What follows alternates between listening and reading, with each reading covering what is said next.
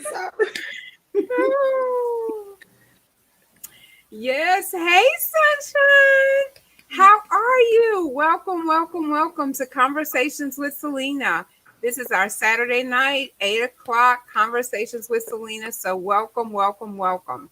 We're gonna just tag and share for just a moment. So be patient with us and we'll get started shortly.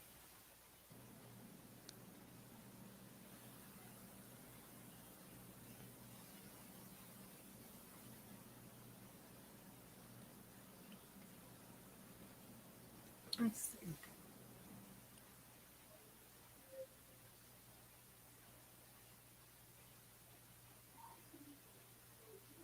Are y'all able to tag?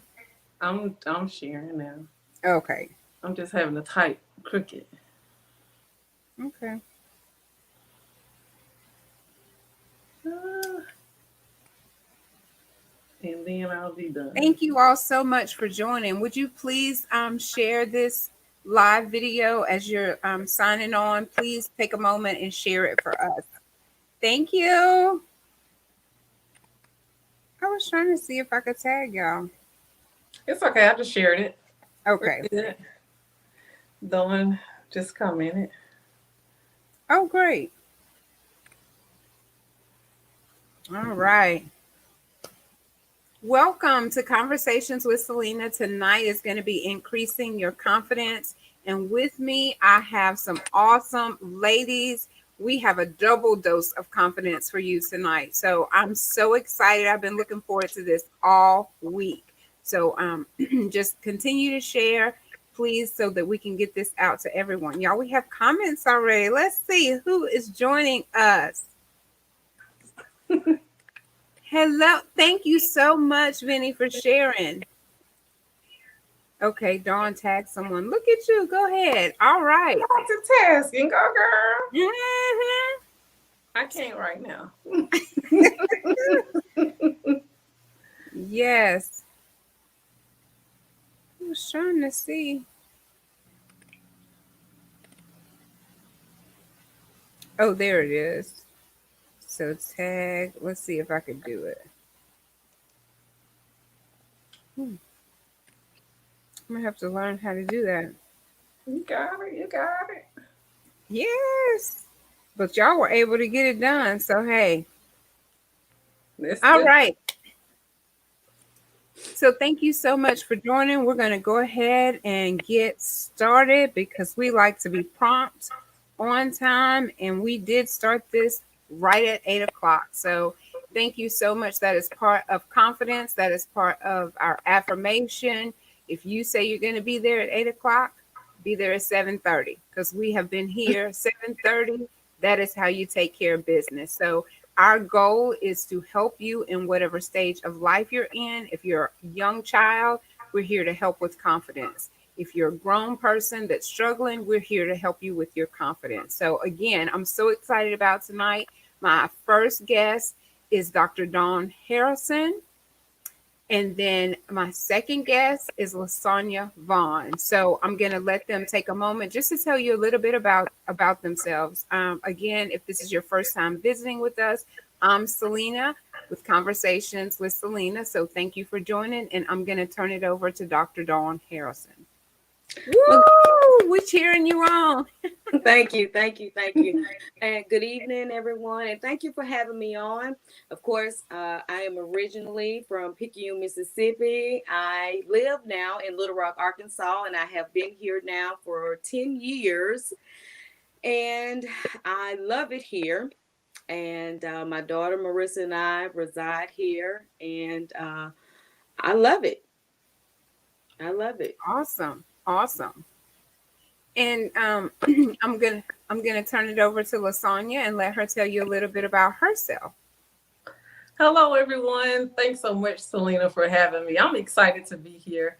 So my name is Lasagna Vaughn. I'm actually from Picayune, Mississippi, but I currently reside in Fort Worth, Texas. So I've been here, just like my friend Dawn, a little over 10 years. And so you'll hear a lot more about our story as we Yeah. continue the conversation.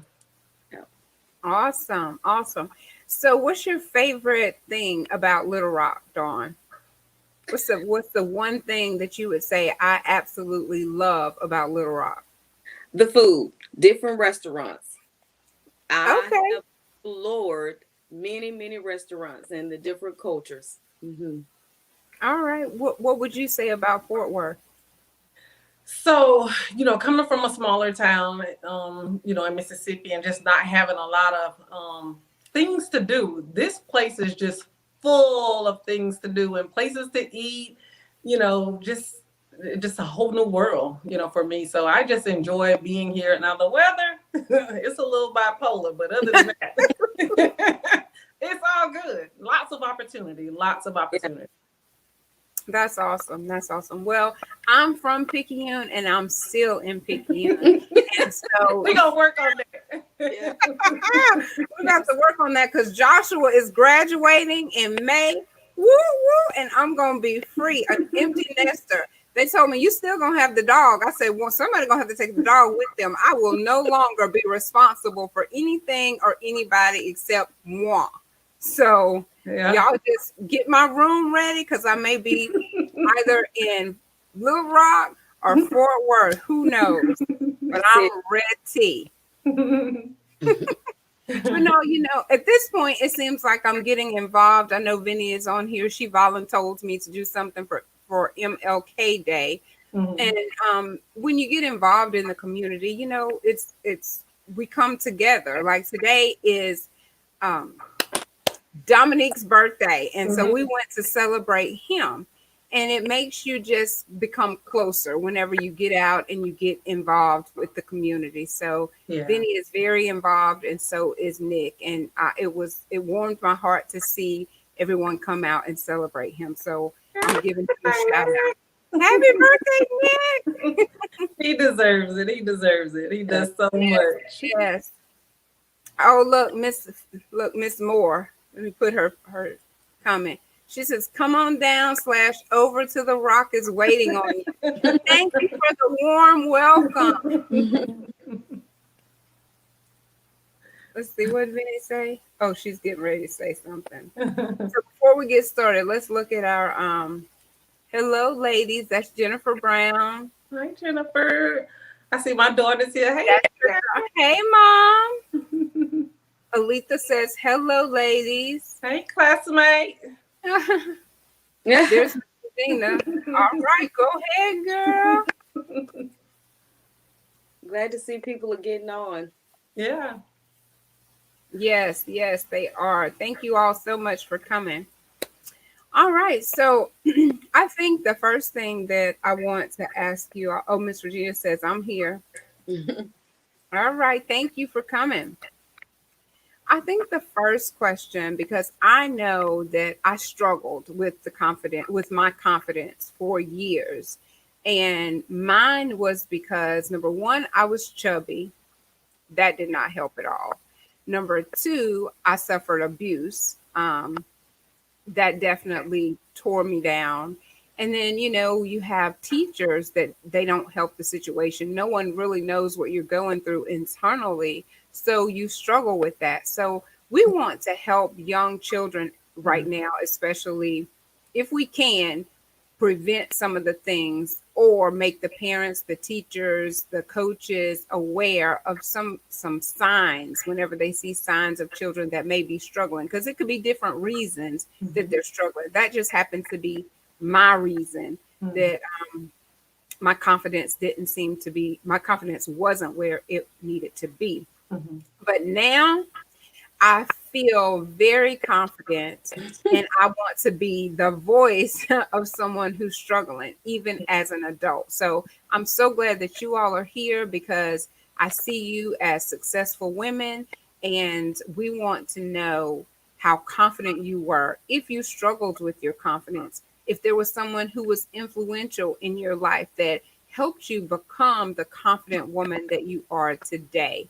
And if you could go back and talk to that little girl on the inside of you, what would you tell her? I know for me, I'm talking to the little girl inside of me now because I didn't protect her as a child, but now that I'm grown and I'm big and I'm bad, I'm like, baby girl, don't worry about it. We're gonna be okay. That's But right. it's a process. You learn that when something doesn't go right, it's not the end of the world. When Mhm. you're younger and you're not as confident, then you think, oh my God, this is it. I've just ruined my life. I've made a poor decision. And look at me. Mhm. And for me, I beat myself up. I made a mistake early in my career and I just thought, oh, this is it.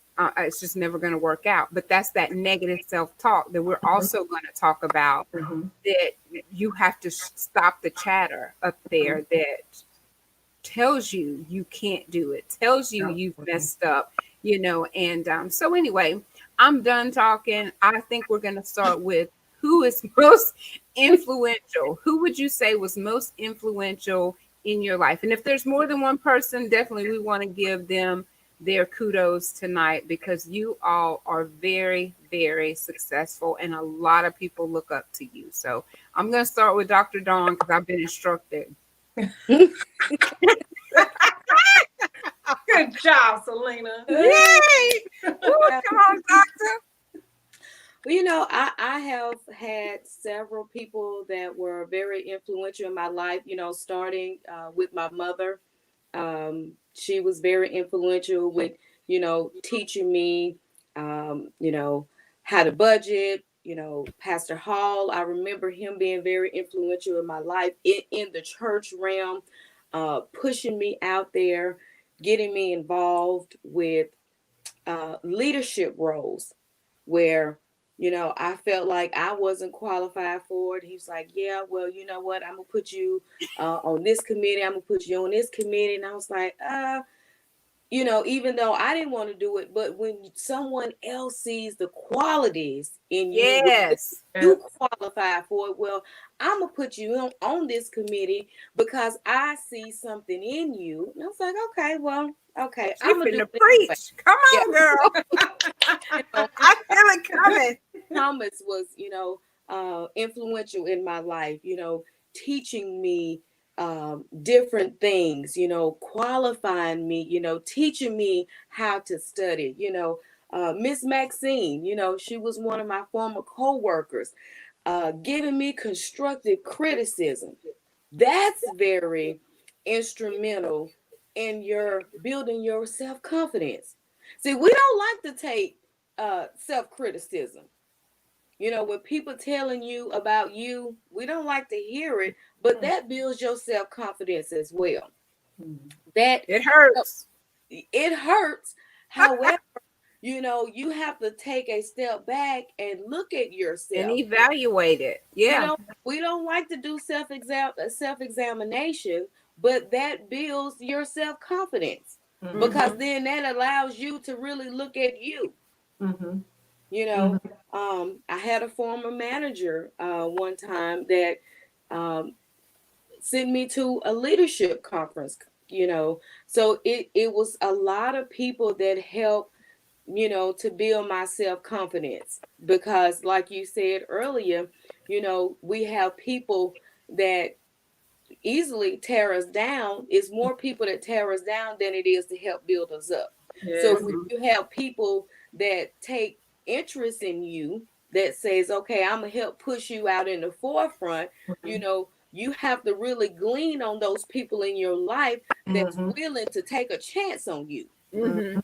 and Mhm. say, I'm going to pour into you. Mhm. And when people pour into you, then you supposed to in turn around and pour into somebody else. That's right.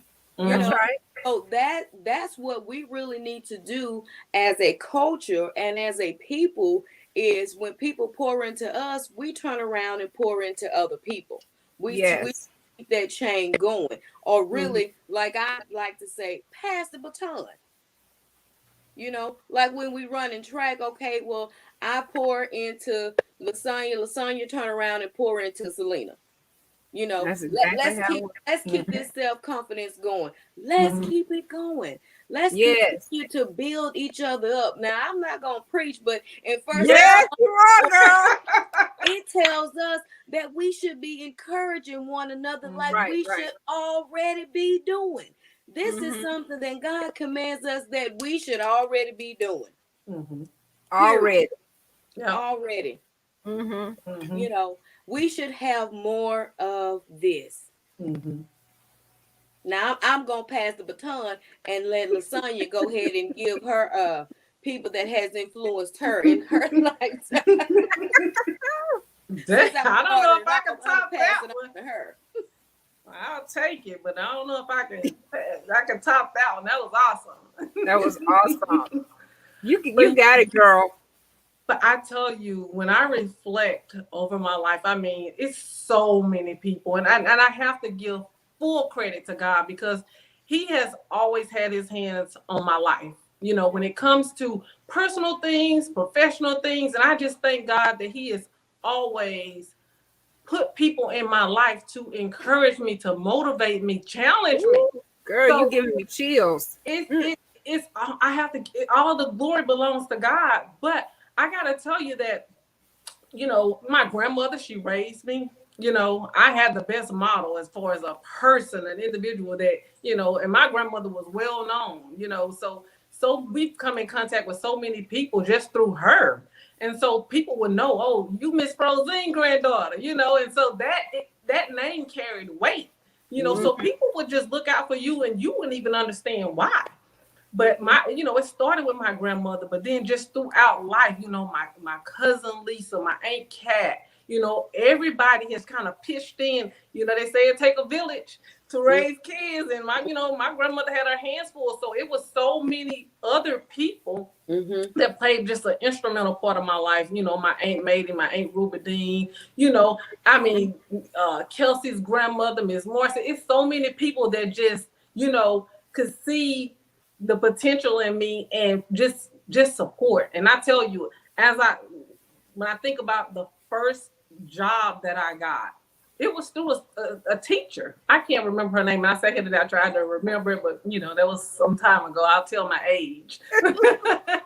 But she chose me out of class of probably like 6 classes to take an opportunity at studies. And I'm thinking, like, why did she choose me?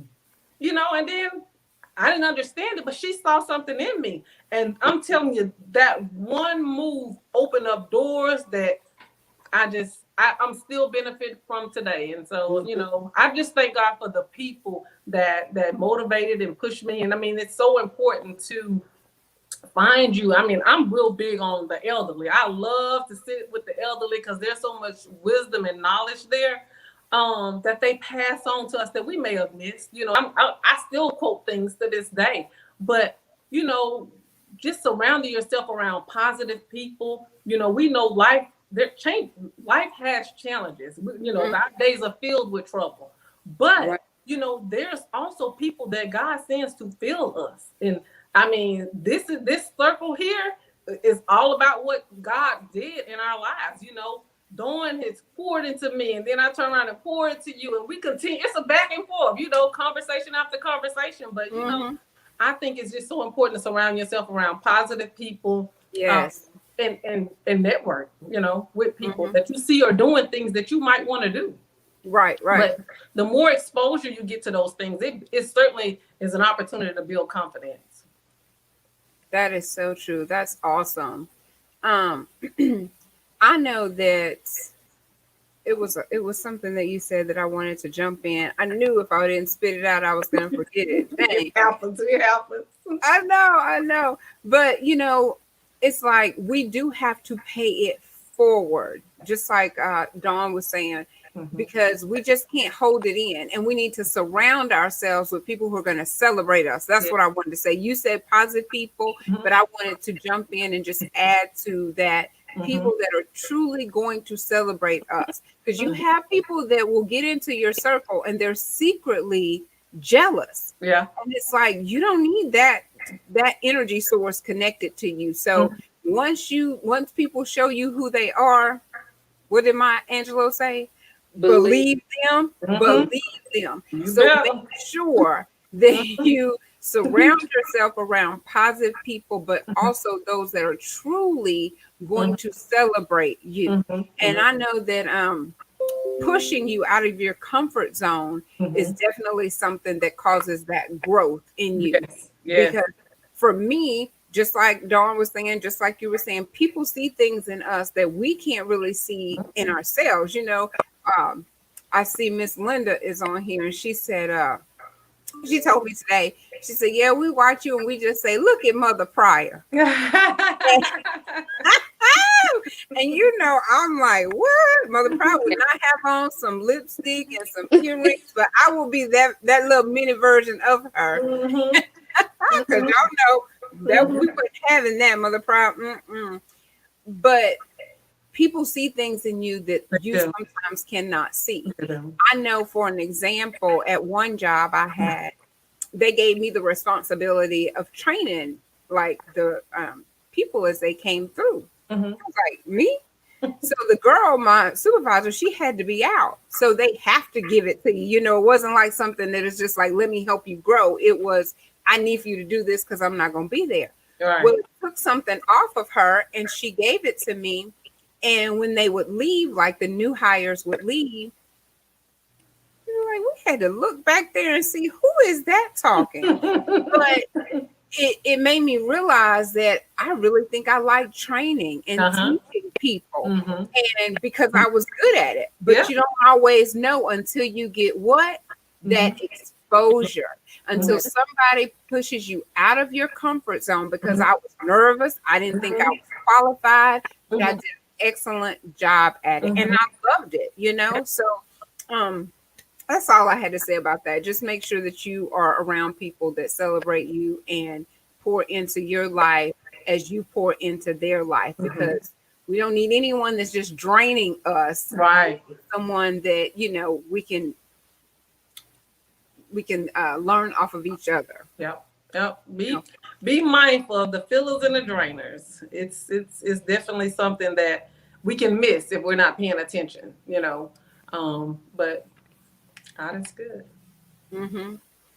Because I think sometimes we think that's what we're supposed to do. Oh, I have to help them. I have to help them. But Mhm. you have to recognize um, you have to pay attention to the person and make sure that they want the help, because Mhm. some people, they don't want to Yeah. move forward. They just want to continue to drain you and say, oh, I can't do that, oh, I can't do that. And it's like, okay, how long can I stay here with this person? Are you really my project? Because some people might be your project that you have to stay right there in the weeds with them. But there Yeah. are occasions where we take on assignments that are not ours, so we have to Yeah. make sure where we're plugging in our energy, because we want to be a blessing, but we don't want anyone to drain us of our confidence and Yes. our energy.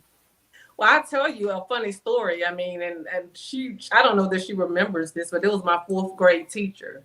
I had a bad habit as a kid saying, I can't. Everything somebody would ask me to do, I would say, I can't. So one day I came to school and she said, you're gonna stop saying I can't. And she said, tomorrow I need you to bring a can to school, an empty can. So it could be like, canned good can. And so I got to school with the can. I'm like, what does this have to do with anything? And so she said, get a piece of construction paper and I need you to wrap it around this can. Every time you tell me I can't, I want you to write an I on a piece of paper and go put it in that can. And she broke me from saying I can't because I didn't want to have to keep going to that can. So, just when I think about that, I was like, that was a life changing experience at a very early age of just, her instilling in me that, hey, yes, you can, and stop saying I can't, Mm-hmm. you know. But that story always sticks with me. That's You a know, good one. and I'm glad you shared that story because self-confidence, it originates in our conscious and our subconscious beliefs about ourselves. Mm-hmm. Our own abilities, our levels of self-trust, our self-confidence is directly related to, our thoughts, our actions, That's is Mm-hmm. indirectly in our emotional feelings. We have to really put them in the passenger seat. We can't let them drive us, you Right. know. Right. Um, and we think about, sometimes most of the times we have to change our mindset. Yep. We have Oh, to get definitely. rid, we got to get rid of, stinking thinking. We have to get rid of it altogether. You know, the Bible tells us, for as a man thinketh in his heart, so is he.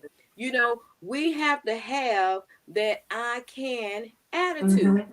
What Philippians 4 and 13 tells us, I can do all things through Christ, which gives me strength. Sometimes we have to take a different approach. Mm-hmm. You know, I had to learn to love myself. I had to learn how to be alone, be Mm-hmm. happy being alone, happy being me. I wasn't always confident, Mm-hmm. especially growing up. My self-confidence came after, really having a relationship with Christ, Mm-hmm. knowing who I am in Christ, knowing whose I am, Mm-hmm. knowing what the word of God says about me, relying on God, trusting in him, seeking God in everything that I did. But most of all, giving myself self affirmations. Mm-hmm. One thing that Mm-hmm. I love, and I tell I talk the young adults, and they get tickled all the time. I get up and I get in the mirror and I say, I love me some me. you And know I know you Yes, do. I yes, know you yes. do. Where I my love man? me some me, but like, yes, honey, you looking good today, and I would tell myself, Uh-huh. you are not average. There you go. Yes. Yes. And I keep this mirror on my desk at work, and it's not being vain, but we have to remind ourselves what God says about us. We can't measure ourselves by the world standards. We have to measure ourselves by God's standards. That's where we mess up. Mm-hmm. When we start measuring ourselves by other people, that's Yes. no no in itself right there. Mm-hmm. So, Mm-hmm. we have to tell ourselves, we're not average, we're phenomenal. We're phenomenal women. We have to tell our boys, you're kings. We have to give ourselves self affirmations. We Mm-hmm. have to give other people self affirmations. We have to continue to confident, give Yeah. other people, not just ourselves, but Right. how many times do we give ourselves self affirmations? How many times do we say, if it is to be, it's up to me? How many times I do we love it. says that? I remember, saying to myself, you know, I'm nobody to the world, but I'm somebody to God. That's something that we should always say to ourselves. It don't matter what the world say about me. It doesn't matter what the world think about me. It only matters what God think about me. That would take us a long way. This is another one. I mean, I have little note cards that say, little affirmations to remind myself, Mm-hmm. from nothing to something, from rejected to accepted. you know Thank God that Mm-hmm. I didn't always have this mentality, though. Yeah. It was only when you're connected to Christ, when you're connected to, what God says about you. And it comes from just really reading the word and knowing what he says. Yes, God. Okay, thank you. I'm Mm-hmm. Woo! and it's about taking a different approach, Mm-hmm. saying, I am unique. It's only one of me. Mm-hmm. you know Self affirmation, self confidence. And that's not to be getting self, ego. Don't let your ego get pumped up. Don't Mm-hmm. get it twisted. Don't get it, Yeah. because it's a thin line there. Mm-hmm. You want to remain humble as well. Yes, Don't that's forget, right. don't forget that. But that's funny you even say that, because I was listening to a podcast and I heard a lady say that on average women have over 1,200 thoughts a day. We don't know how much talking we do to ourselves. You know, in your head, you may not speak it out your mouth, but for every thought that comes in, and what are you able to cast out, and what are you embracing and moving forward in your day? And to your point about the affirmations, about, you know, I have stuff on my mirror in my bathroom, you know, a scripture here or something encouraging, you know, start your day with a smile, and, you know, different things that just to kind of get your day going. But if we can manage to just manage some of these things that go on in our head, I think that will help out. And, you know, by doing, you know, self affirmation, that helps tremendously. Just be reminded daily as to who you are and whose you are. Right. That's it. Yes. You know, I like that you say that, because I remember, you know, wanting, you know, to say, okay, I've got to learn to discipline myself to start my day, you know, with Christ, you know, wanting to make sure that I, before the first thing that I do, before my feet even hit the floor, is, you know, thank God, you know. So I've learned to have enough confidence in Christ to know that, you know, when I get up in the morning, that's what I do, because it's so many people that's dependent on me, you know, the self-confidence that I have, you know, I start pouring it to other people, you know, mentoring people. I know one of the questions that Celena had for us was about the other people, you know, that we pour into.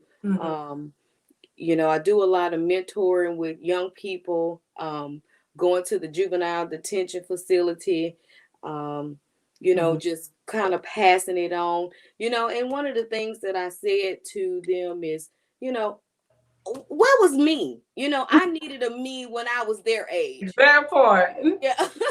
You know, somebody to pour into me, you know, like I turn around and pour into other people. So it's very important to me that I continue to share the same self-confidence that I now have with other people. Yeah. And it's a process too when you think about it, though. When you're young, I mean, we got a lot of factors to consider when you're a young child trying to figure this walk of life out. You know, some rebellion, some, you know, just trying to be your own person, grow into who you are. It can really be a challenge, you know. And I think, you know, when I do think about sitting in the kitchen with my grandmother and she in there baking cakes and I'm watching her, she has her church music going in the background. This stuff that it's lasting.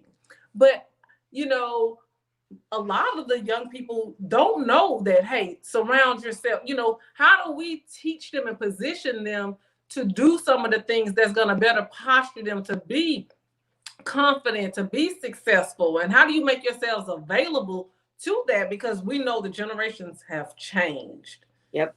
The grandmas we had, they gone. They gone. And I, you know, it's sad to me, because that means, you know, for the generation now, they're gonna miss out on some key things that that made us really successful. So, you know, they're dealing with a lot of things in the world that, you know, we didn't have to deal with, but, you know, just thinking about ways that we can reach them. So, but you doing what you're doing, I mean, and I know you're committed, you know, to speaking to the youth and encouraging them, you know, teaching Bible studies and things of that nature. All of that's important. But there's a lot more negative that's going into our young people than positive, you know. Right. So it's a battle. Yeah. It's a war field. Yeah, it is. We also have, you know, I wanted to add to one of the other things that I'm connected to. I'm also part of the Little Rock Police Department's Citizens Police Academy. And we just started, right before the pandemic hit, we just started a teen police academy as well, where we are now engaging the teens as well and teaching them, you know, a part of it as well, engaging them, you know, because it's important that, you know, we get the youth involved. And this is just my way of giving back to my community, Mm-hmm. and working with the youth. And, we have to make sure that we continue to spread hope, faith, and love. Mm-hmm. Those three factors, that is one of the things that is connected with self-confidence as well. Mm-hmm. We have to make sure that we keep our hope in Christ, make sure we continue to have faith in Christ, and make sure that we, spread love, the love of Mm-hmm. Christ, in everything that we do. But if we do not have the self-confidence in Christ, then we won't be able to do those things. We can't do anything unless we are connected to Christ. And I said all of this earlier, that we can measure ourselves by the world standards, that we have to measure ourselves by God's standards. Mm-hmm. And that's where we go wrong so many times, especially with our kids. Mm-hmm. When we start wanting to look like the world, we want to walk like the world, we want to do you know Mm-hmm. like others in the world. Yeah. Ephesians 5 and 15 and 16 tell us, do not walk circumspectly as fools, but as wise. We have to utilize wisdom, Yeah. you know, pretty much. We can't be self-confident if we don't utilize wisdom. Yeah. I love it. I just put myself right on back over here and took me a seat. Wish I had me some popcorn. I said, preach it, girl. I became part of the audience for a minute. I love it. I just want to ask you all, because I know that we are speaking to the youth and we want to encourage them. But as an adult, now knowing what you know, what would you tell the younger version of you? What would you go back and tell that little girl? Like I said, I try to protect this one now and Mm-hmm. see myself, because sometimes I feel like a little girl. I'm grown with two children and a dog, you know, but but sometimes that little girl wants someone to say, it's going to be okay. Yeah. Just I'm here to protect you. So that would be me. That's the adult version of me, Mm-hmm. taking the time to talk to that little girl and say it is going to be okay. And that might sound cuckoo crazy to some, but that's just how I have to live my life. That's part of looking in that mirror, telling me and the little girl who thought that she wasn't good enough, that she wasn't worthy. Guess what? You are all of those things. You're beautiful, you're worthy. And so I'm just curious to know now where you are. What would you tell the younger version of you as far as self confidence? Mm-hmm. Well, Dawn. I one, love yourself. You have to love you. Yeah. You have to take care of you. Mm-hmm. You know what I'm saying? It has to start with love. You Mm-hmm. have to love you. You have to have a relationship with Christ. You Mm-hmm. know, it everything begins with and ends with God. And these are some of the things that, now having a daughter, I raised two sons first, and I raised them in the church. But it's something totally different, when you're raising a daughter and the struggle is real. you know Trust me. you know um your Poor self-worth. Marissa. Yes, knowing your self-worth. Mm-hmm. It is so important. you know Keeping your standards high, you know keeping those biblical standards, staying on the right side of righteousness. And I'm talking about staying on the right side of righteousness. you know and I'm telling you, keeping your thoughts and your emotions in check. You can't fall for anything. you know don't let any and everybody in your ear. Mm-hmm. Don't believe everything that you hear. Mm-hmm. Research things for yourself. You know, and these are just some of the things, you know, because um I tell her, we start our morning, her and I, we start our morning with a daily devotional, prayer, and a devotional, you know. Um and of course, she's 15 and she still does not reject me anointing her. She, baby, she put them hands up. She don't have a choice. She's just like, come on, let's do this thing. She don't have a choice. I've been telling Dawn for years that baby goes to church. She go to she stay at the church, and I mean she don't complain. But that's a testament to her who she is, the mother she's been. She don't challenge you. At some point, I was thinking she would have been like, I ain't going. Well, your story is really, really, I've watched you with Marissa over the years, and we've compared our stories and we help each other out from a parenting perspective. Because we know it's challenging raising children, period, but Children, particularly period. with your daughters. But you know, our daughters are just and I look at my daughters, I see myself, and my oldest, it's almost like she's a mini me. And so I got to see some of the good things that she grasped and some of the not so good things. But just learning over time. But when you talk to your kids as a little girl, people can talk to you, but are you listening? Mm-hmm. Are Yeah, you not just listening? Are you comprehending? right. You getting that understanding of the importance, because we know.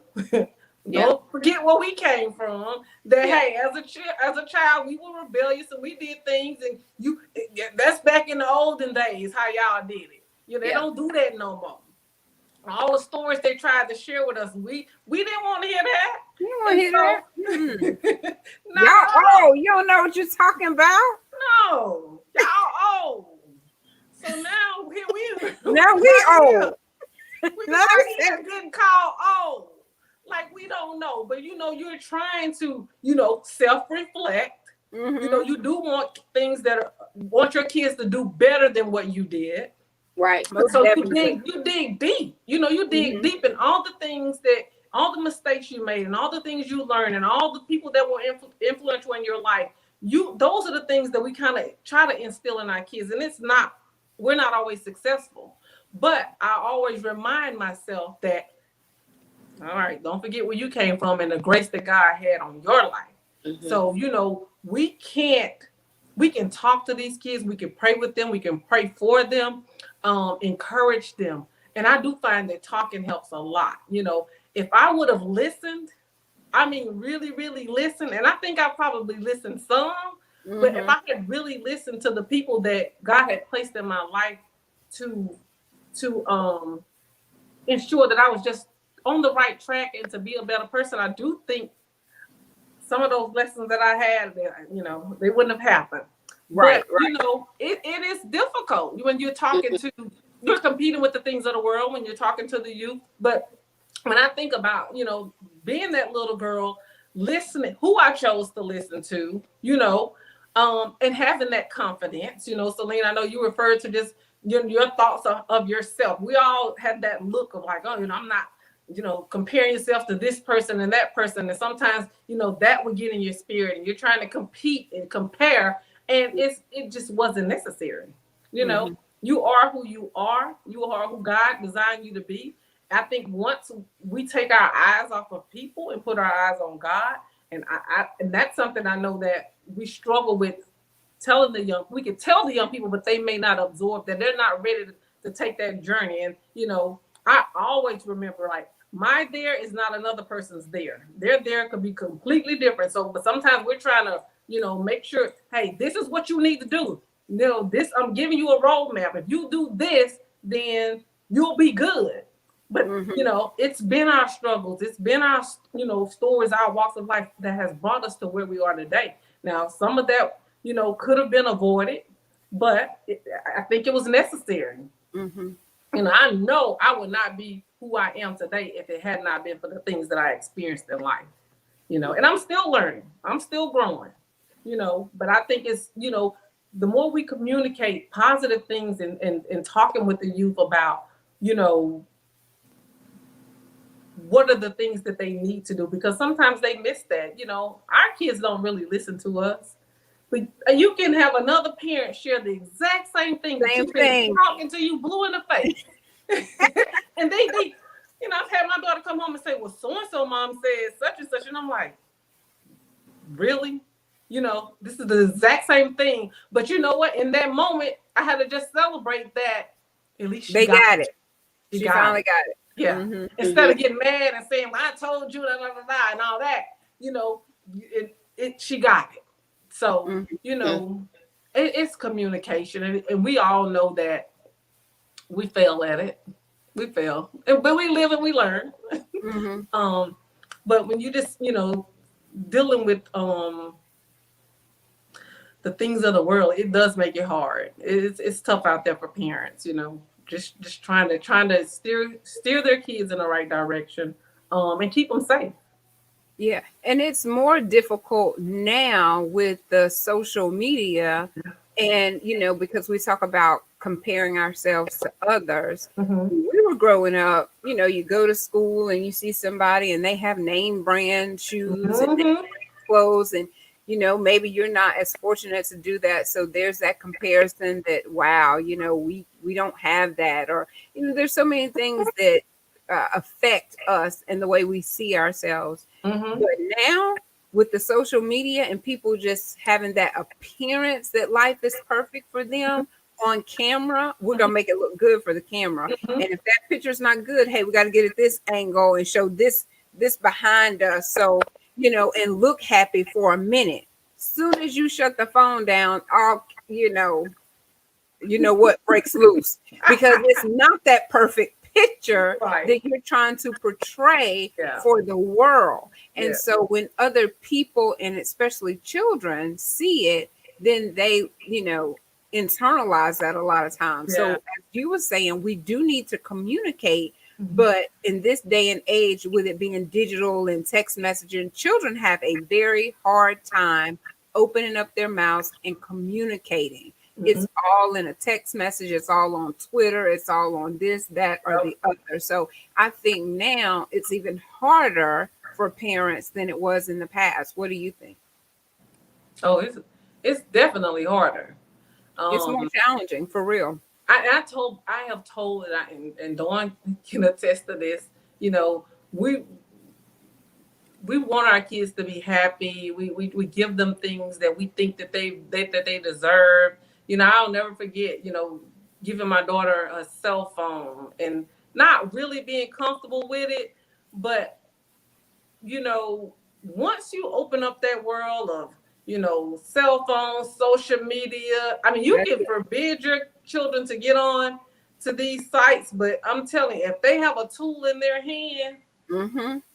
it's at some point it's gonna happen. So you open up a whole new world. And I know, people that have babies that have iPads, and it's like, we think parental controls and all these settings, but you're still setting them up at such an early age to be able, they can outwork you with the social media stuff. Mm-hmm. You think you found them on this page and they done create a whole new name. You just chasing. So at some point you just get burnt out. And so then, but it goes back to conversations, about, like Dawn said, how to conduct yourself. I don't have an issue with you having a social media presence, but how are you carrying yourself? What's the message that you're sending? What are you attracting? What are you looking at? What are you listening to? It's so much. But even as you're having these conversations, visually, they're seeing things that just aren't appropriate. Mm-hmm. And it makes it hard for a parent, because you can't compete with social media. I mean, if you could lock them in a room and not have nothing. Smart TVs now, you think you punishing them, now they on YouTube on the television. So you just constantly battling. So I know Dawn probably has, more to share, because she does have a younger daughter. I managed to survive my two. So I know, I just want to say this real quick. When you say locking them in the room or they're smarter than us, I remember Joshua, he had, I don't even remember what he did, but I said, I'm taking your cell phone or I'm turning it off. So I called and I had it deactivated or whatever you do for a suspended temporarily. He didn't need that. He tapped into my Wi-Fi. I was like, I didn't do a thing. I thought I was being smart, going and turn that. I called Verizon, turn it off. And I was like, he's not even complaining. Why is he not complaining about his phone? He not begging for mom to get my phone back on. He had access to my Wi-Fi, which means he had access to the internet, Snapchat, whatever it is he wants, because they don't call. They don't pick up the phone and call. All they need is your Wi-Fi password. And that taught me a lesson from then on. Give it to me, so and still they find a way to do what they want to do. So it does make it a lot more difficult for parents these days because children are getting caught up in comparison and they want to keep up with, the child that has the latest PS5 now, or the iPhone 12, or you'll go broke trying to keep up with someone else, but that's what they think is going to build their confidence, but that's not it. It's up here. It's not in the things, those tangible things that they think. It's what you feel on the inside, because next month, in 3 months from now, there'll be an iPhone something else or a PS something new. You can't keep up with all that. But that's all I wanted to say was that he outsmarted me. He just tapped into my Wi-Fi. Yep. I'm quiet over there. Doctor, you can chime in now. Come on, Doctor. Marissa in the house, she don't want to talk about it. No, actually, Marissa and I, we have open modes of communication. Marissa talks to me, if she's having an issue or a problem, she comes and she talks to me. She share, we talk through many, many issues, whatever's going on with her, she talks to me. And I'm glad that we have that open communication and she feels comfortable coming to me and sharing with me what's going on. And we can walk through it. We can talk through it, because a lot of times, kids are afraid to come and talk to their parents about what's going on with them and their friends if they having disputes or whatever, and they can't resolve it. And as I told her the other day, I said block them. You don't want to block them, I'll block them. Bring me the phone. I don't have a problem with it. Especially if these are people that are ungodly influences in your life. And they're going against something that you don't believe in, and it's something that you're not doing, because it's one thing that, it's something that we believe in, and it's going against the standards and the principles that we teach, and things that, we learned, the biblical principles, period, point blank. Cut them off. Simple. I solved it for you. Thank you for coming to me. I appreciate it. She's like, okay, going on. It's still up to the decision is still up to you, but that was my answer. And for me, when you're raised in the church, when I was raised in the church, it wasn't in a loving manner so much. Now, don't get me wrong. My grandmother loves everybody, but the teaching itself was very strict. So sometimes, when you teach the children the love of God, it needs to be the love of God. Yeah. And I felt like there was the fear, I'm like, oh, if I do this, I'm going to hell. Oh, if I do that, you about to bust hell wide open, so you're like, I can't wait to get away from this, but she loves. So I don't want to paint a bad picture of her, because, we all love Mother Pryor, but just the teaching was very, very strict. And that's necessary. but sometimes it could be so much Mm-hmm. that you feel like whatever you do is wrong, Right. you know, and it kind of pushes you, it'll Mm-hmm. push you over to the other side. Now, when I was with her, I'm super safe because she's not about to let anything happen to me. Mm-hmm. But because of the strictness, because I was strict on Sean, but my strictness was more of parenting out of fear. You know, Mm-hmm. I'm thinking I got to protect him. He can't go do this. He can't go do that because I need to keep him right here to keep him safe. But that was because of my mindset. You know, I didn't want anything to happen to him Mm-hmm. in someone else's presence. Mm-hmm. And it didn't matter their title because bad things happen with people that we're supposed to trust. So I'm just Right. gonna leave that right there. So I you know, I overprotected with Mm-hmm. him. And so when it's time for them to get out of your grips, it's like, whoo, they're out. Yeah. And sometimes you get yourself in some really bad situations. And Yeah. I did. And it was only by the grace of God that I'm here to tell the story because as soon as you know, you tell them, oh, I'm just going to go over here by so and so's house. And when you get to so and so's house, you know, you over here doing something you're not even supposed to do, and you are in a bad way. So, Mm-hmm. like Fanny was saying, a lot of things a lot of times we put our own selves in situations and predicaments that had we listened to those people that was old and didn't know what they were talking about, we would not have been in those types of with our back against the wall and not knowing what to do and actually afraid. I know that has happened to Yeah. me. Yeah. So I guess I'm just saying that we do want to teach them, but we don't want to push them. And sometimes It's a balance. it's got to be a Mm-hmm. balance. Mm-hmm. It is a balance, and I think you know that's the tough part of parenting, finding that happy medium. Finding that You don't balance. you don't want to be their friend. You need to be a parent, but then you got to find that happy medium. You know, my oldest daughter says, "Oh my gosh, you were strict on me," and I know I was. Mm-hmm. And if I had to say, you know, look at the works that I put in with her, you know, she where she is today, I'm like so proud.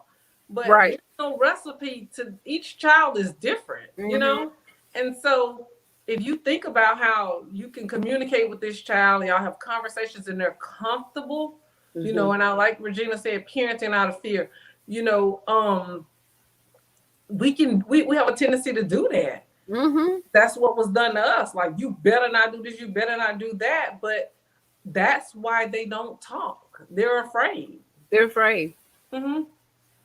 So and this that's how come it's important that when we're parenting, we teach our children, you know, self-confidence.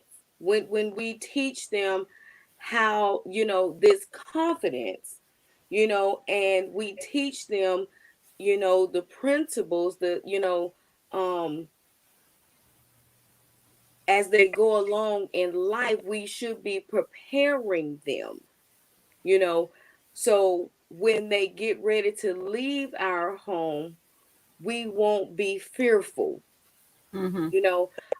So we have to do things different, and that's one of the things, you know, that I said, you know, I was not going to parent my children the way I was parented, Yeah. you know. Bottom line, you know, I'm going to use some of the things, you know, we Yes. got to have a rake and a shovel. You know, I'm Mm-hmm. a rake in the things that work, but then I'm a shovel out the things that, you know, that I felt like was unnecessary. You know, because some of the things work, some of the things, you know, were taught very valuable lessons. You know, but listen, I turned out all right. You know what I'm saying? Y'all stop laughing at me. You say, for lack of better words, just unnecessary. Unnecessary. You know, Lord, I love my parents, but Jesus, I'm being fence, you know.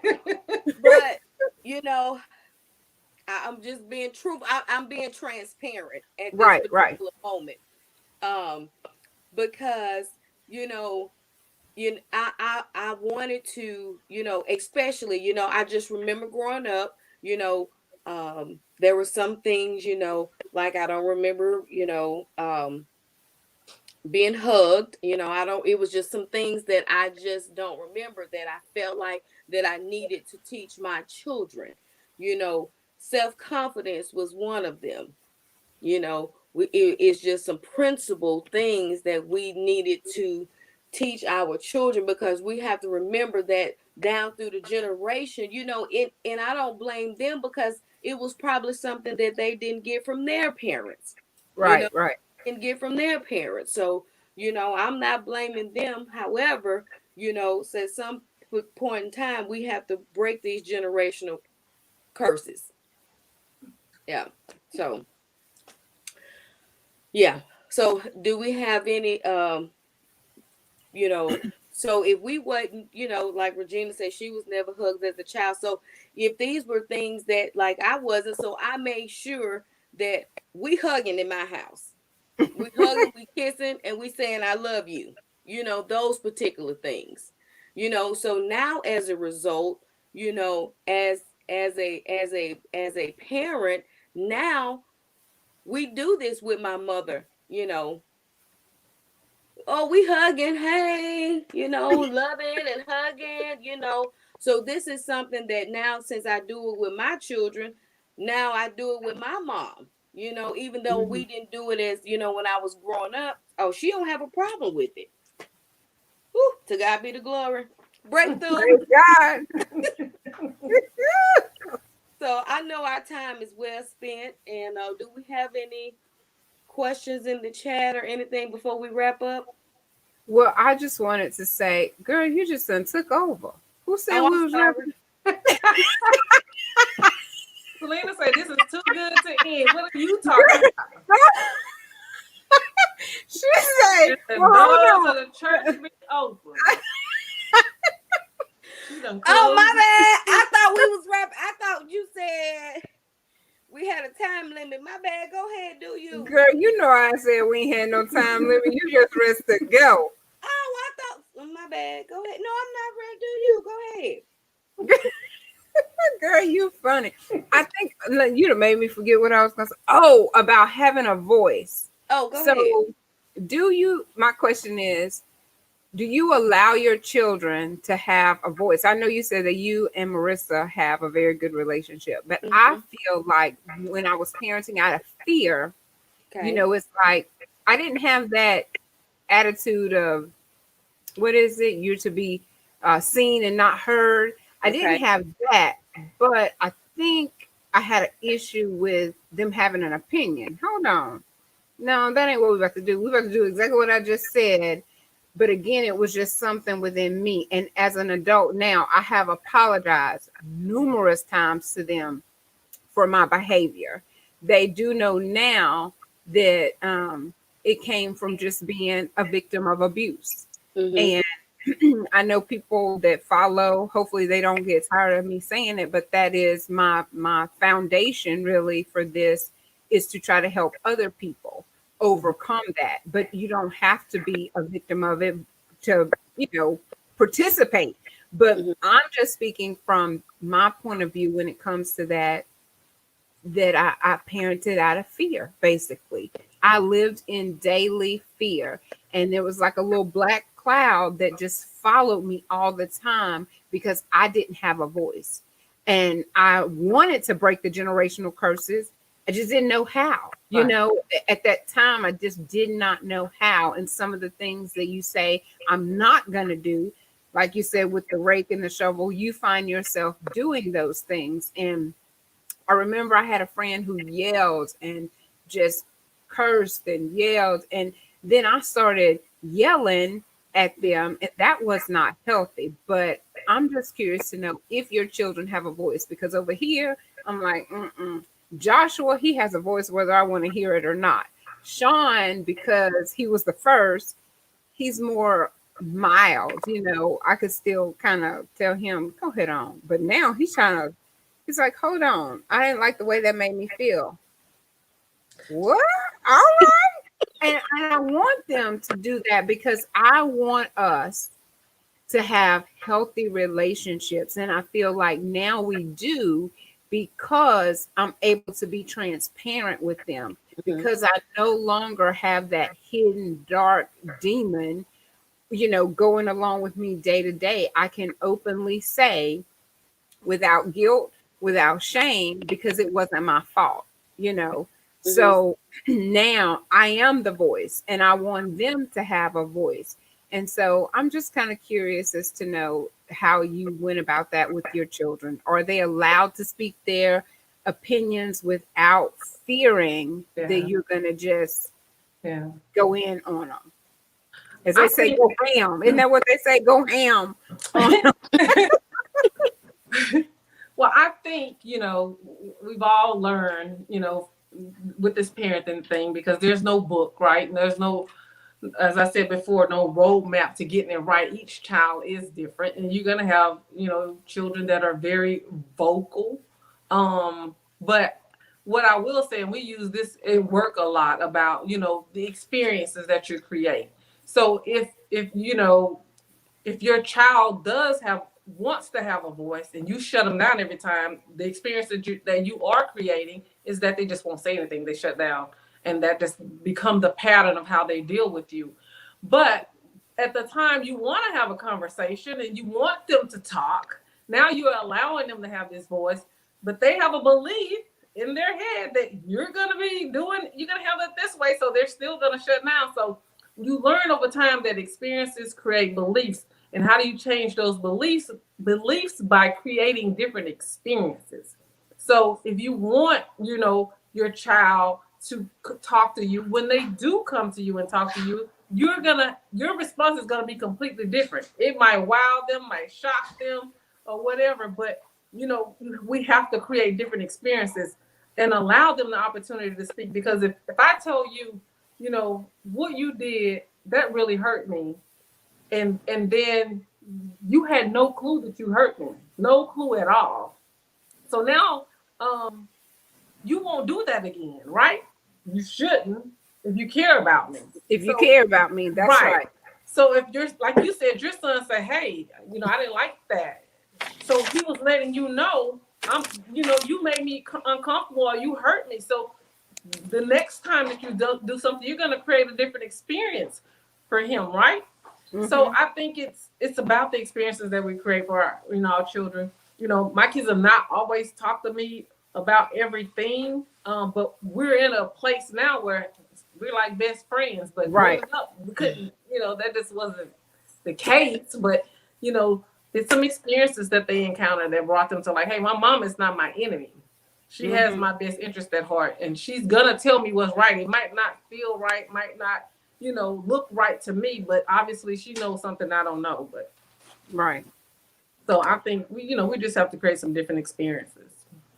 And that's true. I know that now as an adult, Sean is able to come to me because he has his voice now. Because I'm like, okay, he's grown. I can't tell him what to do, but he still comes and asks me, Mom, is it okay if I go so and so? I'm like, Sean, Respect. you've grown. That's You don't have respect. to. I know. I love it. I do. I love it. And um, y'all just don't even know how good it made me feel. Now, what he was going through wasn't good, but him coming and opening up to me. Now, the only complaint I have is when he want to open up, it's like 1 o'clock in the morning, and I'm like, that's my only complaint. I'm like, oh God, he couldn't tell me this at 8, but I'm trying to hold my eyes open with toothpicks to be available for him. And But you so, created confidence by doing that. Now he feels like no matter when, where, what mhm, time, I'm confident that I can go to my mom and have a I conversation. can go to my mom. That is so right. So I just want to encourage parents to learn how not to react when your children come and tell you something.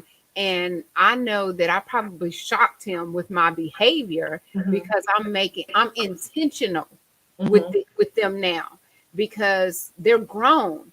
And as a single parent, parenting out of fear, I thought I was going to fail. Mm-hmm. I can't do this. I'm not, even though I got up and did it every day, I have no idea why I had that negative self talk going on. But because now they're at the age that I'm like, okay, I did this. And people always say, you have such good boys. I'm like, thank you so much, because they are respectful. They'll get on here and do the motivational moment for me when I wasn't feeling well. And, that built up their confidence to get on camera and to do the motivational moment. And so I just wanted to really put that out there, because your reaction is everything. How you respond to them, like you said, they have to feel comfortable coming and say, if you want that relationship with them, they have to be comfortable coming to you. And Dawn said that she and Marissa, they have that open line of communication, and I wanted that same thing for my children, and I wanted them to know that they could have a voice and come and talk to me. So y'all, I'm so thankful to God for that. And I want that same thing with Joshua. And I don't want to shut them down. Let them talk. So please, parents, give your child an opportunity to come to you and respect them as well. Everything they shouldn't hear, because they feed off of you. So if you're negative, then they're going to be negative. If you're looking at life like life is working against you, that's how your child is going to see it. But in reality, life is happening for you.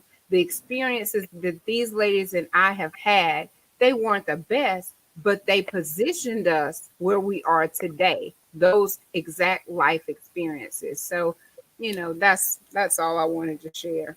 And I think, just to add to that, I think as parents, sometimes we use this a lot. The Bible says, honor your mother and your father. Honor your mother and father. But the Bible also says not to provoke your children. So oftentimes we forget about that part. We want them to honor us, respect us, but then you do things to provoke them, So, it's something to be mindful of. If you want to quote scriptures, then, we need to be doing our part as parents. Right. I wanted to add to that we need to remember as parents that we cannot parent our children the same way when they are teenagers, when they are adolescents, they're teens, and then they're young adults. There are different phases in their life cycle.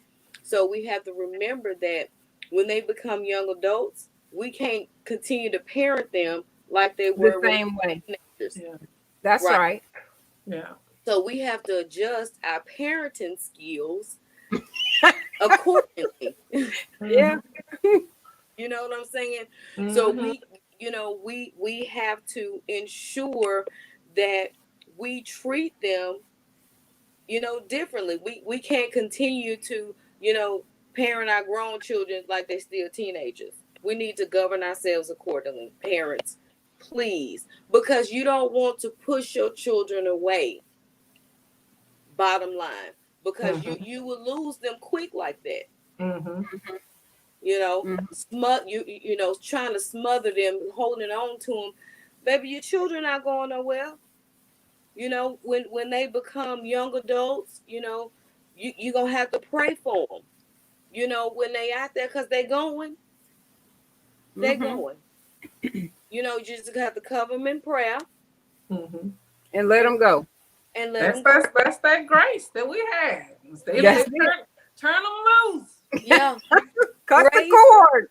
Right. It's time to cut the cord. I remember my mother telling me all the time, y'all gonna have my knees black for me praying for y'all all the time. I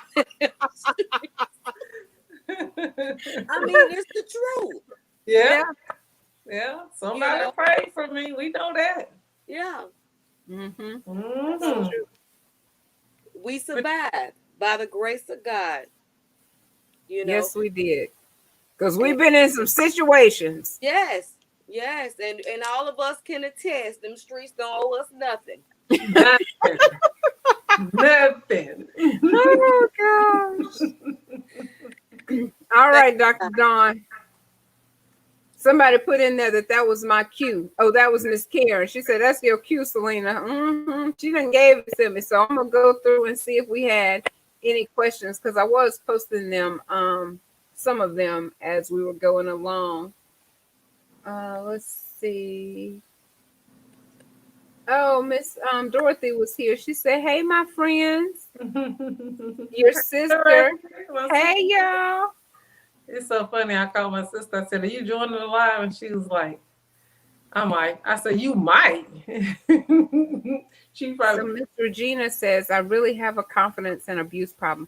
Would you say, Fanny, your sister says she might? Yeah, she joined. I see she joined. Oh, okay, yeah. All Yeah, right. and I think, to Regina's point, I mean, that's self-aware that, she's saying that, I have confidence and abuse problem. You know, I think once we acknowledge things, and I think everything is a process, but It is. it's a process. But and she said Dawn helped her out. Yeah, Dawn is very good, and I started out saying that because it's about surrounding yourself around people that will pour into you. And you don't necessarily always get to pick who that person will be. You never know who God might place in your life, and are you open to that and embracing it? Because I talk about Dawn and I's relationship. It just goes back to when we were in college, and then we ended up working at Stennis together. Then we ended up working in the office together, and then we worked with the same company. But as we kind of departed, and she went to Arkansas, I came to Texas. Nothing. She said, "Liz Lee was the IBT teacher. Thank you." That is too funny. But I see my coworkers here too. Thanks, Steve. But even as we departed, she went to Arkansas. I got to tell y'all, when I called Dawn and told Dawn I had an option to go to Texas, and she was like, "Go." And to this day, we laugh about it. I fought with her on the phone. I mean, I was screaming. Yes, like, you did. I'm not going. You got a husband, and it's all this stuff about I didn't have the confidence to make that move, and I went into some prayer about it. I asked God for a sign. He was using her to tell me. I just wasn't really confident enough to make a decision. I needed confirmation. And so, Jesus, I need you to come tell me to go. And literally, that's what, I asked for a sign. And when I tell you he gave me one, it was plain as day. But, I thank God for her because she, uprooted her family and moved to Arkansas. And she's done well there, and I've watched her, and I said, you know what? I'm listening to the conversations that we're having, and she's helping me build my confidence to just take my daughters to a place I had never even been. Did interview there. I interviewed virtually, and moved to a place where I had no family, no friends, rent doubling, had to get a car. It was a lot of factors in that that would have been easy for me to decide to stay where I was. But thank God for obedience and listening and her mentoring me about this move. And, I watched her do it, and that increased my confidence, and so I made the decision to do it. And I'll tell you, for the first couple of months, I cried and questioned, did I do the right thing? But after I let go, I mean, I call it like a leap of faith. And that's where it was. God just started opening doors for me and showing me, like, you are right where I want you to be, right where you're supposed to be. I had to go back and thank Dawn for the conversation. Of course, I thank God, but I thank her for the confidence, the vote of confidence that she gave me, because I couldn't see it. I couldn't see myself doing it, but I saw her do it. So when you contacted me and we had a conversation about it, I was all geared up and ready to tell you, girl, just do it. Because my confidence was off the chart. I had a successful transition. Everything was going well. My girls were doing good. And I'm like, come on down, Celena. But that's what it's about. We're paying it forward. I didn't know I was going to have a conversation, but I've had many conversations with people, in my profession, just having to talk people through, uprooting their families and moving to Texas, it's, when you trust God, you seek Him, He's gonna put you on the right path. He's gonna put the right people in your life to encourage you. So that's my friend. I appreciate her. I love her. Love you, Yes. Celena. And it was amazing how the whole unfolding of Arkansas happened. When God gave it to me, I didn't even give it a second thought, and I had to immediately do it because we will talk ourselves out of something in a heartbeat. In a heartbeat. And I just had to do it. I didn't even think about it because I knew I had to be obedient to God. Because I kept telling myself, I'm not going to get in trouble with God. And this is the mentality that I had the entire time. I'm not going to get in trouble with God. God told me to do it, and I'm doing it. Okay? So after it all happened and I got here, What the world? I said, God, you brought me to Arkansas. No family here. Okay, see, I can tell it now, and I was like, wow, I can't believe I'm in Arkansas. Yeah. I mean, literally no family here. Yeah. God, he moved here in 2009. 2 years later, my husband dies, and then my mom was like, girl, we coming to pack you up. And my daddy was like, I'm talking about we coming to pack you up. And my daddy was like, didn't you say the Lord told you to move there? I was like, yes, sir. He was like, girl, you better sit down.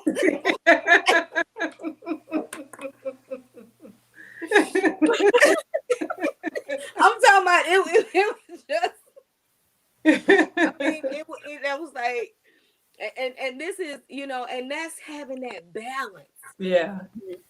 Between the two parents, because mama gonna be mama. Right. I'm a mama's girl. And she was like, girl, we finna come pack you up. You need to be over there. And my daddy was like, didn't you tell me the Lord told you? But Barbara said, my mama said, but Barbara has said, So, but when I tell you, God has been good. I mean, because people literally is like, you left NASA to move to Arkansas. And when I tell people here, you left NASA to come to move to Arkansas. It's like, are you crazy? Like, listen, I was being obedient to God. I don't care what you talking about. But when I tell you, God has taken care. He has been a provider, a protector, the priest of my family the entire time. Marissa and I ain't missed a beat. Right.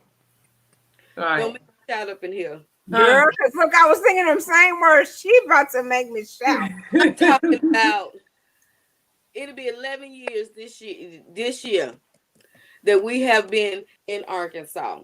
Yeah. And then I think about all the people that God has, the ministry that I have had, that I have in Arkansas. The people that I have mentored in Arkansas, the lives that have been changed, the people that, that have come to Christ, because of the ministry that God has, here in Arkansas. The people that I have married here in Arkansas. You know what I'm saying? So, God, when God told me, he said, I always knew after I accepted my calling that my ministry was not going to be in my hometown, but I didn't know it was going to be in Arkansas either. I was like, okay, God, but to God be the glory. So I thank God, for the lives that I have been able to pour into. Like Regina that you see chiming in on here, Miss Fillmore, she goes to my church. So, the God connections that I have made, since I've been here in Arkansas, my friend Lasagna, I still have connections. So, I hadn't forgot about home either, Mm-hmm. but, while I'm here in Arkansas, so God lets me know. So I'm called to the masses. Ministry is not confined to the four walls of the church. Can I get an amen? Amen. So, And I just want to say right there is for me, when I think about being great, sometimes I'm like, can I really be great in my hometown? Because people tend to remember you back then. And so a lot of times, even like when I contacted Lasagna saying I want to move, I need to move, that's how I see myself sometimes in order to, like, I guess, get a fresh start or whatever, is to go somewhere else. But now I'm like, I can be great wherever I There you go. There you go. because I can't worry about what other people are going to say or what other people are going to think. Thank goodness doing this, I have support, but you also have people that are probably like, where's she on Facebook telling her business? I'm not telling my business. I'm helping someone. You So are. what that means being transparent, that's what my goal is. Mm-hmm. But whenever you said about, leaving your hometown, it just brought back to my memory. A lot of times I always thought that I would go somewhere else and do something. I'm like, maybe I need to go somewhere else. But it's all about, it was that negative self-talk about what I saw. And I concerned myself with what I thought other people was going to think about me. But I no longer have that guilt and shame hovering over me. I'm going to be great because God said it. Wherever I am, whatever city, whatever state, whatever situation. God said it, and that seals it, And it's done. And and that's funny because you say that because when we reflect on all the things, I mean, sometimes we think about, like, in my profession, people are looking for jobs, and so you look for a job and you think about, can I do that job? I see that I meet this qualification, but I don't really have this one. We start second guessing ourselves, but where your confidence comes in at how many jobs have you had in your career? I've worked for the same company, but I've had different jobs. But it's your mindset, changing your mind that you can do this. If you give yourself that same prep talk that you give somebody else, that hey, the same way you learned that last job and you did well, you can go into this new job and do the exact same thing. And we know once we've done that then your confidence is increased. So I had no reservations about applying for the next job. Promotion after promotion after promotion, because my confidence was growing and growing and growing in my career because God had showed me, hey, you can do these things. And so you have to trust the process and know that you can do anything. Anything is possible. But it's those self-talks. And when you feel like you can't talk yourself into it, you better pick up the phone and call Dawn. Okay. You gotta call somebody. I had one of my coworkers who joined the line that I said, oh my gosh, I thought about when you called me and said, hey, you want to speak on my channel? I was like, me? You want to put me on the program? And we laughed about it. I'm like, girl. And I really had to think about it. I said, you know what? I was fearful. I could have let fear set in and just like, no. But this is me getting outside of my comfort zone. I have my own channel that, I record for, but that's just me and the camera.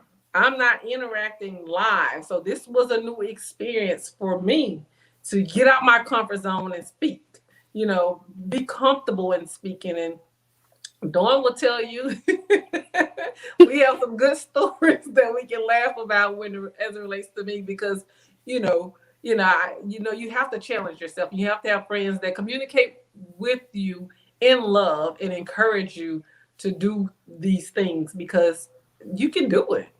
And so here Mhm. I am. I'm like, okay. And you did fantastic. Thank you. Selena, go back to, what you just said about you starting this, and being in your hometown. And then Lasagna talking about, fear setting in. Our mind is a powerful tool. Mhm. It's a battlefield. You know, we have to fight daily. It's a struggle because Mhm. the enemy tries to derail us every day Every from day, reaching our all day. destiny. Okay. So it's a battle of the wheels every day. And our confidence, we have to determine which one is greater, which one is going to win today. And you have to already have a determination in your mind which Mm. one going to win, which one is greater, which Selena going to show up today.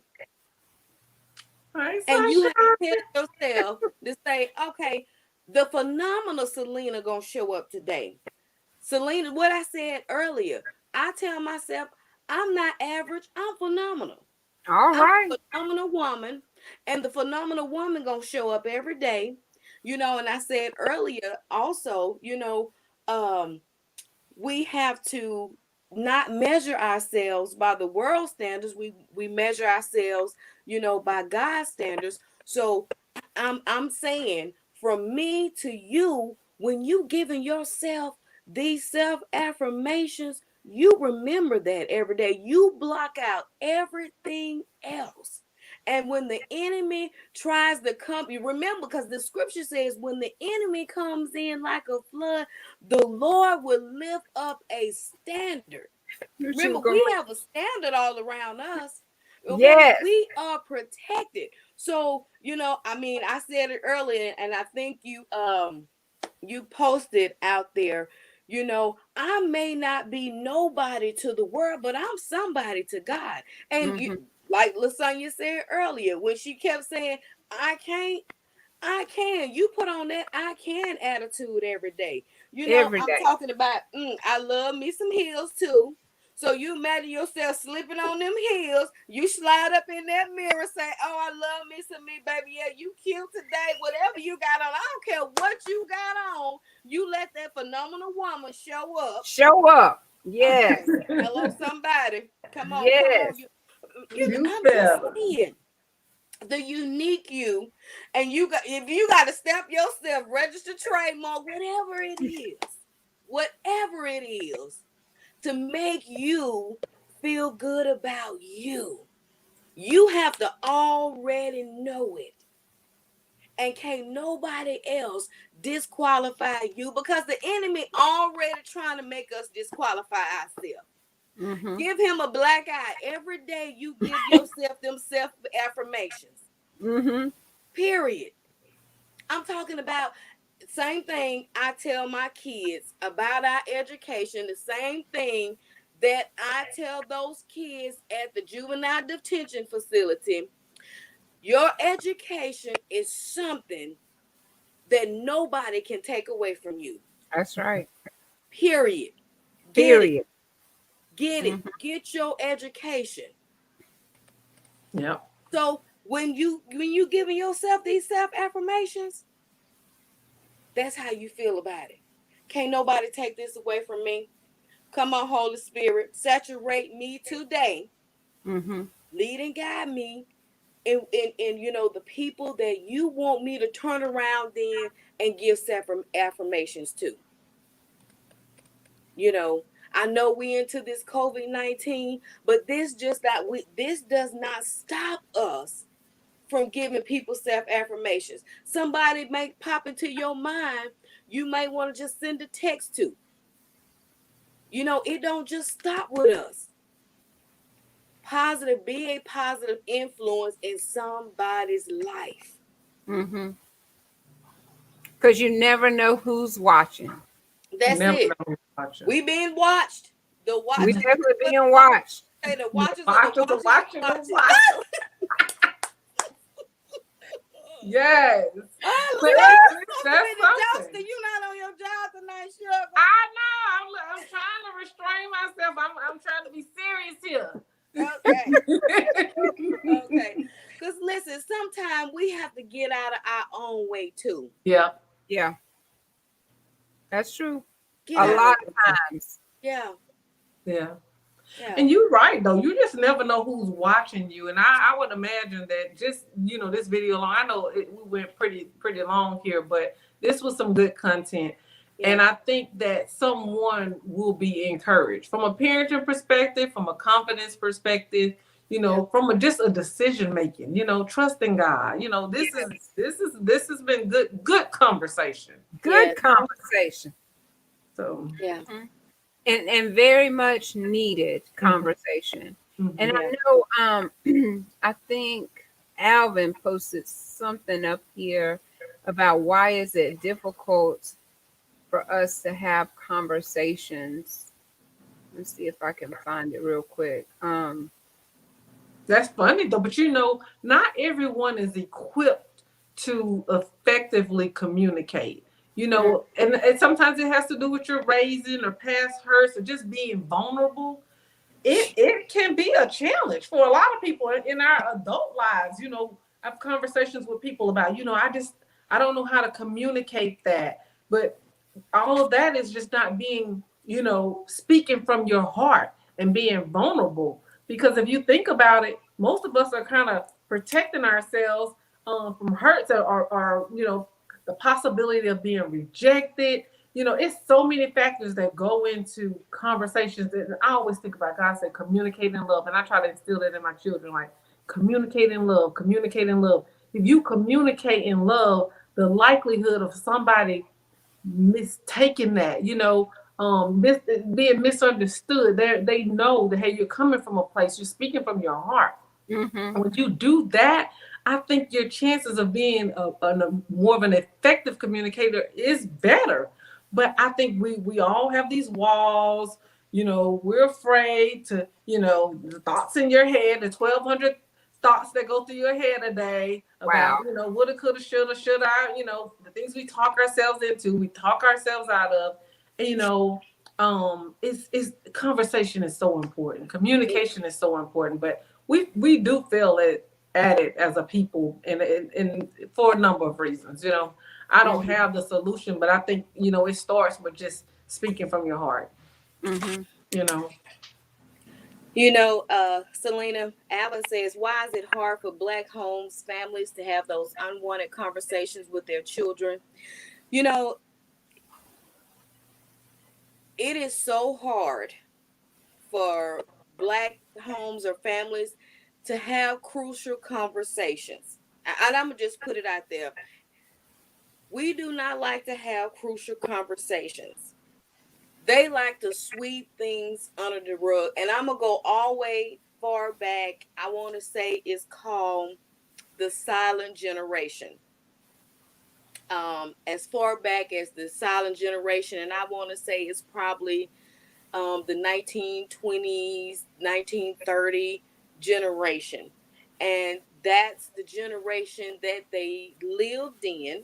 And it just was passed on, and it was just passed on. And that's when I touched on it just a little bit, where we have to learn how to break these generational curses and have these crucial conversations in our homes with our children, with our families. We have to have conversations. Yes, some conversations may be hard, but like I tell my children, I'd rather for you to tell me the truth. Let's talk about it. Let's deal with it. Let's get it out in the open. We're not going to have any secrets in here. Mm-hmm. Mm-hmm. You know, uh, I'd rather for us to talk about it, deal with it, than for us to have secrets. Because listen, you keep things, you know, um, and you don't talk about it, and then, you know, it's gonna be like a unkept wound. Mhm. What happens to an uncared wound? It gets Disinfect. infected. Mhm. You know, same things with, you know, um, conversations that are not had. You know, conversations that are not had, it can destroy families. Mhm. You know, so we must have, like Lasagna said earlier, we have to have effective communication. Yeah. And that's one thing that we did not learn, in our Black families or in our Black homes, is how to communicate effectively. Mhm. Because what we were taught was children were to be seen and not heard. Mhm. We were not taught how to communicate effectively.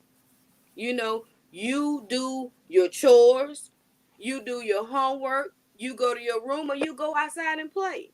Mhm. They didn't teach us how to communicate. They didn't give us the effective communication skills. But then once we got out into the world, so it was some things that we really missed out on Oh yeah. because we didn't know how to communicate effectively. Mhm. Yeah. And that's why I gave that transparency moment earlier when I said about there were some things that I were not going to raise my children like. Mm-hmm. And communication was one of them. We Mm-hmm. gonna have some open communication in here.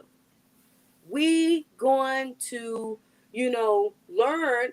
Gwen say everybody can't handle things the same. Yes, so yeah, you're gonna have to utilize wisdom when you deciding on what to talk to your kids about, Mm-hmm. because yeah, you are right, everybody can't handle the same things. Mm-hmm. So yeah, you definitely will have to utilize wisdom on what to talk about to your kids and how to discuss it. Mm-hmm. But you definitely need to communicate with them. Mhm. Mm-hmm. It's a must. Yeah, but I mean, and I know for me, even trying to communicate at this age, hmm sometimes it's still difficult. And yeah, it. I just want to break that. I want to make sure that it's easy for my children to come and talk to me. And I know for years it wasn't. They'll go talk to someone else. Like when I was a child, I'd go talk to someone else, and you don't want to get counsel. You don't need to get counsel from everybody. We're taught don't eat at everybody's home, right? Mm-hmm. Same with the information that you're getting. You can't just go get it anywhere. So it's important for you to right, have that line of communication with your family. Mm-hmm. right, So that, and not to say you can't go, but you know what I mean. Mm-hmm. right, right. I just make sure that that line of communication is open because I remember just mama, she might be watching this, but okay. She got those cat eyes, right? She got them funny looking eyes. And she just always looked like she mad.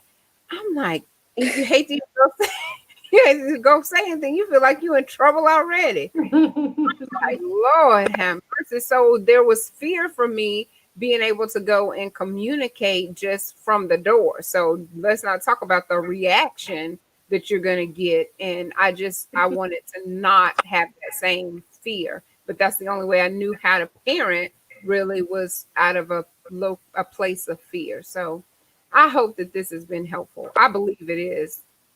Yeah, and it's funny that you would say that because Marissa just told me the other day. She said, Mama, your I'm resting laughing face. already. Ain't I no know. telling what Marissa She said. said, Mama, your resting face.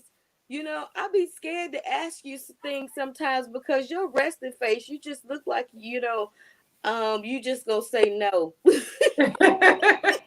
Look, they know the kids really pay close attention. They know and they observe and they know when to kind Yeah, of come on in there and ask a question and what their chances are of getting a yes. They yeah, know, but I'll have that look like don't even ask me no question. So you Hmm. definitely gotta watch your cues. yeah. You want to read Aletha's comment?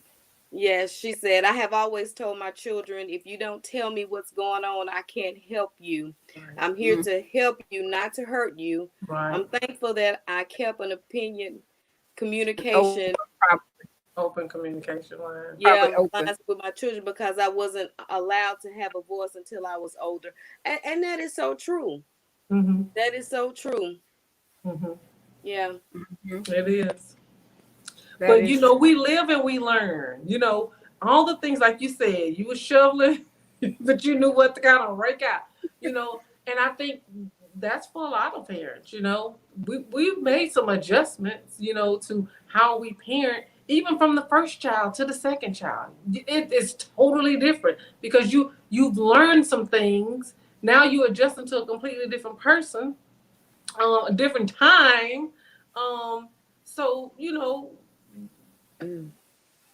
communicate. I can't emphasize that enough. And it's unfortunate that we were brought up in that time that it wasn't as okay. But Mm-hmm. we're teaching our children. We're giving them an outlet, a safe place. You Right. know, um, Now whether they choose to use it, that's another thing. But they can't say that you didn't extend a hand to them to say, I'm here for you. If you need anything, let's talk about it. Good or Right. bad, you Right. know? Mhm. Right. Because we And think about also, if we fall into that category with statistics, like the confidence that, let's say, my black men have, their statistics are like, if you grow up in a single parent household, you're 10 times more likely to be A, B, and C. Mhm. We're not going off A, B, and C. We're not listening to what the world said, like Dawn was telling us earlier. You can't go off of that. Mhm. So that's another strain, I guess I want to say, on parents today, is if you had to raise your child in a single parent household, you're a statistic. You've already been labeled. So it. you have to sow even harder Mm-hmm. into your children because of what's coming at you, what the world is saying about your situation. And I'm what I say I am. And I've said the wrong thing for years, and I'm changing that. And that's what this platform is about. I am what I say I am. Mm-hmm. Mhm. That's what God says that I am. Don't Mhm. mean I'm not going to fall short. It doesn't mean we don't make mistakes. Mhm. That's going to happen. But Mhm. every day, intentionally, I'm getting up to try to be the best version of me that I can be. Because, like Fanny said, now that we know better, guess what? It's our responsibility to do better. Mm-hmm. You keep calling me Fanny. I can't help but laugh. It's Girl, okay. did I do it the whole time? Why you didn't text me? That's I, my name. girl, I'm fired. That's Just my name. girl, You're comfortable. It's all good. This is the conversation. girl, we really hadn't got comfortable because we 2 hours in, so we can have, it's like, Listen. I'm sorry, girl, I'm sorry. Let's So, see, Miss Karen said, my children definitely don't want to hear how I was raised. They mm-mm. tell me it's a different time now. Yeah, we I know pray that. We were talking about that earlier. I was too. like, the olden days. So Mm-hmm. the same way we told our parents and grandparents that was old, now we the old ones. They don't want to hear that. Girl, we fabulous in our old age, right? Yeah, we'll take that. Look, and now We it's still like you old to them. feel old. You're like, it's not old. What y'all talking about? Hmm. I remember So I used to think 50 was old. I was like, you old. But here we now are. we fabulous. We about to be we fabulous. Well, thank y'all so much. I know Dr. Dawn tried to cut us off at the hour mark, and She closed the church. yeah, let the church say amen. Also, everyone satisfied. How they say it? All hearts and minds are satisfied. Don't do me. Don't do it. Woo, let Don't the do church it. say Amen and amen again. Amen and amen. Oh gosh, I have enjoyed you ladies, and if you could just leave with one statement for someone to take from this, what would you tell everyone before as we're closing out? Mm. That Be the close best you that God created you to be. Yeah. I like that. I, She I didn't write like a that. book. I'm like, what did she write? Aletha Lord, what did she write?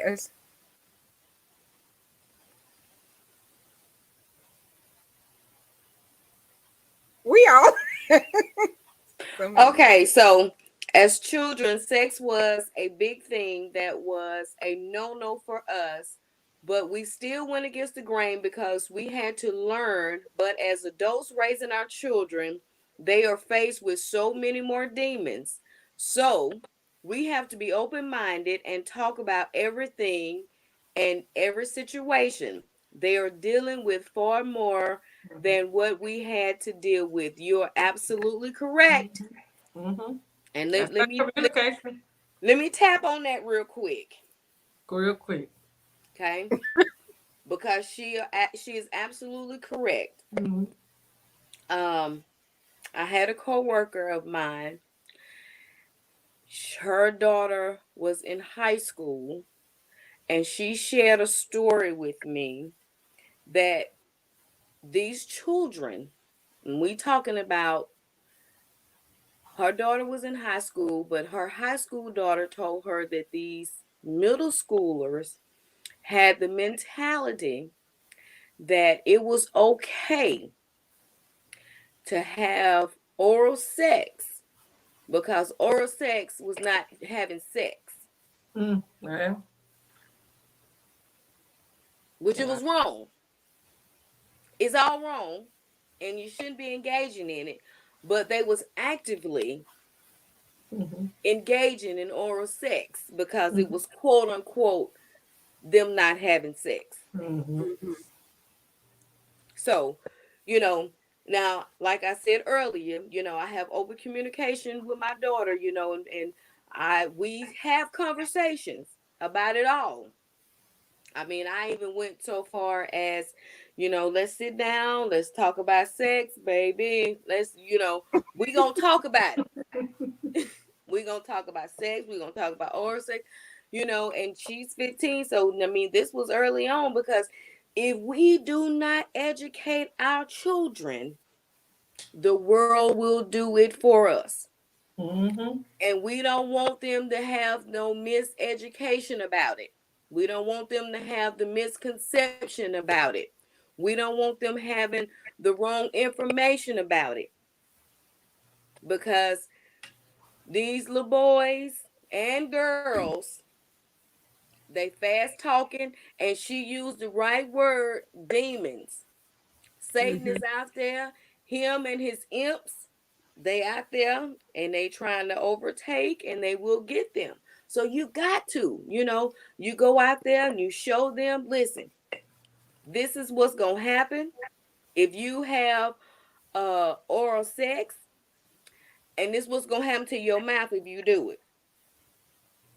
I'm just saying, be real. I'm being transparent. Look at these pictures. This is what happened. And I found the ugliest, nastiest ones I could find and said, this what happened. Try it if you want to. You want your mouth looking like this?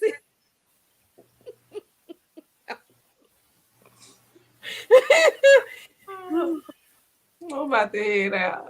I'm talking about, listen. Hey, We know, I know you doing what parents do, and that's you won't. communication key. Let's talk about this. Yep. So some little boy come at you.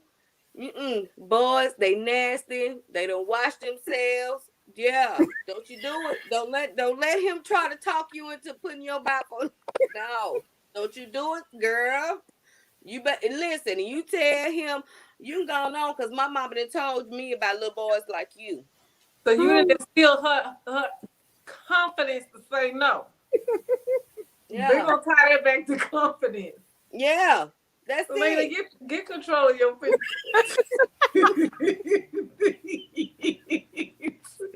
I done Woo. about the camera a couple times. You're right, though. You're right. I am not playing.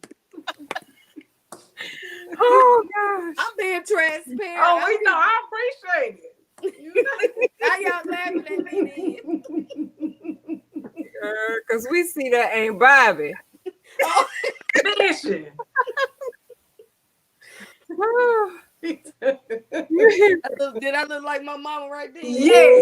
Yes, many times over. Oh, Oh, well, she started it with that question. That's look, Aletha sure did. classmate. Huh? I said, thanks for the question, classmate. Yes, thank you, thank you. Okay. All right. I'm Whew, sorry. that was good.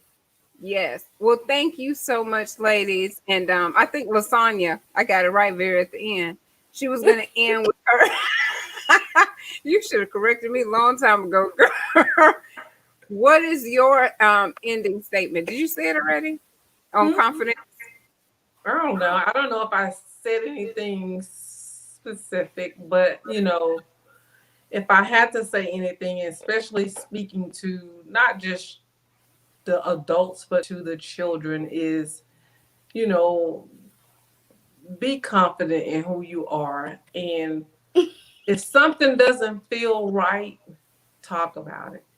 Yeah. You know, have conversations. And if you can't talk to your parents, talk to someone close in your family. Yeah. Mm-hmm. And I think we've been quiet for so long, but that's gonna be key. I mean, Break the silence. communication. Yep. Amen. That's the word, break it. Break the silence. Yeah. Well, I think that's a great one to end on, to open your mouth, communicate, find someone that you are able to communicate with, and break the silence. Because like Aletha said in the chat, no one can help you if we don't know. That's So it. You don't need them messing with your confidence. Hashtag break the silence. hashtag break the silence.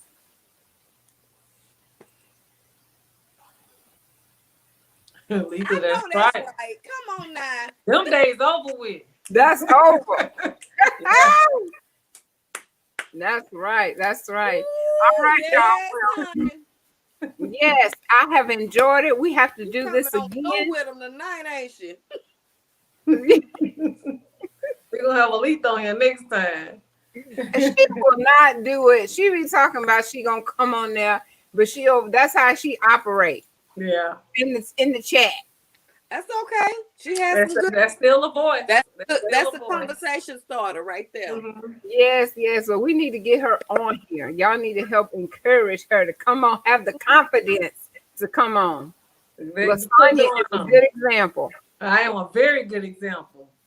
Well, I want to say thank everyone for coming on, and for especially our conversation starters, the chatters. Yes, yes. Thank you for having us, Celena. Yes, thank y'all for coming. Been a treat. We really did have a double dose of confidence with you all tonight. And thank you all for my being Arkansas transparent supporters. and telling your story. I'm sorry. Thank all my Arkansas supporters. Yes, thank you, Arkansas, for showing up. And everyone else that came out to support us and will share this video. We really do appreciate you. And from Celena, Dawn, and Lasagna, y'all have a great night and keep it smiling, sunshine. Yes. Good night. Good night.